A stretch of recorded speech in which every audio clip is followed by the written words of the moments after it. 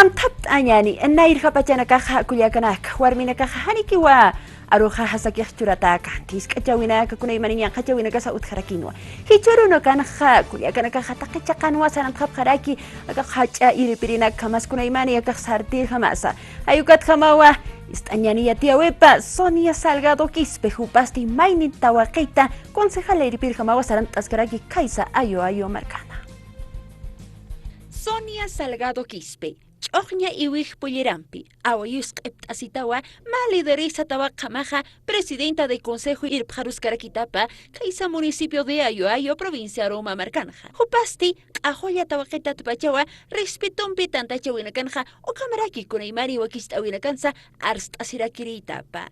Con alaikoteja makeproja, masikuliakanakaroja, askin jama unjasiña pataki, sasawa kanait oyaraki akamata. Yo mismo como surgir adelante y apoyar. Siempre me ha gustado ayudar a las personas mayores, porque también ellos tienen esa necesidad, porque hay veces no pueden como nosotros como jóvenes, pero necesitan un apoyo, pero ellos también nos dan una experiencia, pero jóvenes también podemos dar ese conocimiento que tenemos como joven. Maista toqet hakuliaka Sonia iripirita queja, ancaja sarawina caja haniki huakiskarakiti y atjapiañaja. Aymara marcana sarawina capasti, taquikunas respeto un piu sarantaraki sawayarakiwa akamata. He tenido más que falencia en servirme en los usos y costumbres del municipio. Me han dicho que antes yo no me servía, no me servía, no tomaba. De esa manera también me han dicho que es una costumbre de servirse con las autoridades.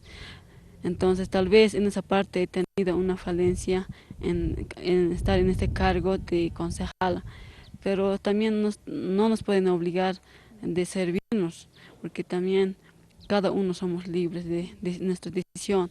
Taika kamachir jamás tijupaja, warm jamaja turkatawayatapau kuna imani hiskachawina karu. Amuyupanja kuna de líder marcaroja hukampi hacharo iriptaña utjaraki. Takani mawawaki mayest asisaja wali kamasampi kun jamateja tupaj katari ukamaraki Bartolina Sisa Sarantawayapkeja.